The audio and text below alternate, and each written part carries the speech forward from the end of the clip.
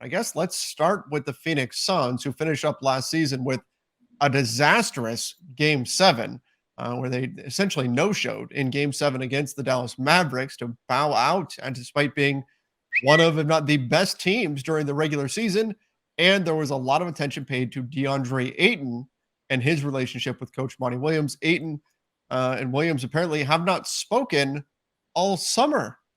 And this, while there's a question that was asked of Deandre Ayton at Media Day about how he felt when he signed his son's contract, and he seemed, let's say, less than enthused about what was going on there in terms of the Suns matching the contract offer that that the Indiana Pacers gave him. So what do we make of this situation, Ron? Like, is this awkward like we're seeing with Russell Westbrook in LA? Is that what's happening now with Phoenix?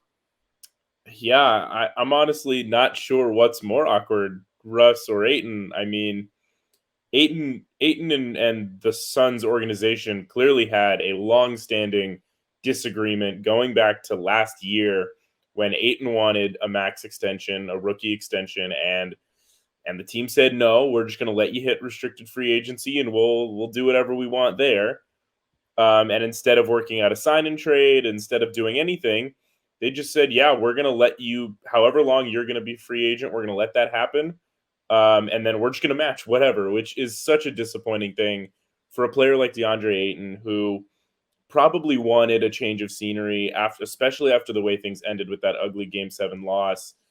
Clearly, him and the Phoenix Suns are not on the same page, and so now he's kind of trapped there. I mean, for 1 year, he's quite literally trapped because they cannot trade him for 1 year. So he's just kind of stuck there in this place that didn't really want him enough to like work with him in any significant way, and where he probably doesn't want to be. So yeah, I imagine this is going to be a really difficult season for him, and I don't know what type of effect it has on the Suns. Well, he's got a no trade clause. So in theory, if he wanted to waive that, if they came up with a trade to a team that he wanted, then they could do that. But there is a time limit in terms of when they can trade him by.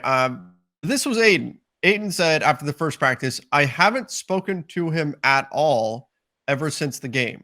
I can show him better than I can tell him. It's life. Nobody cares about the uncomfortable nature of it. It's how you perform and what you bring to the table. What's said is already said. Monty Williams also tried to downplay things, saying that that he talks to everybody during camp like he always does, and he doesn't think it's going to be an issue. But still, it's strange when there was clearly problems between Ayton and Monty Williams, then they go that far, that long on the entire summer without speaking, according to Ayton. That's going to put a spotlight on the Suns, an even bigger one. And we'll just have to wait and see how this all plays out, if this affects his play on the court. Sometimes this kind of stuff happens, and then next thing you know, you move past it. Once you get on the floor, everything's good, and you move on. Hopefully, that's what happens here. But again, Ayton, I don't think was thrilled with the Suns, like you said, Ron, and how they handled his free agency this summer. And I don't think he's long for this team. Like, I don't think Ayton will finish this contract on the Phoenix Suns. I think for the Suns, this was about not losing him for nothing. And when they're able to, they're going to part ways with him. It might not be till next year, but I can't imagine that he finishes this contract in Phoenix. No, and you know what? Of course, there's always the case of like winning cures all. If Sure. they start the season, 10-2, or like on a really good hot streak, maybe all is forgiven and they move forward. But given the way the season ended last year, and honestly, for a head coach to not have even one conversation with a player who, yes, is a free agent, but he's a restricted free agent, to not even have one conversation with the guy for months. I mean, that elimination game was in May, and it's almost October now. So like, it's been almost 6 months for them to not talk when he is a pillar of that team. He is the third best player on that team. He is, a blue chip prospect. He's the number one overall pick. Like, it's strange to not have those conversations. Of course, winning cures all, but like, this is one of those cases where if they don't get off to a really great start, this could go from bad to worse.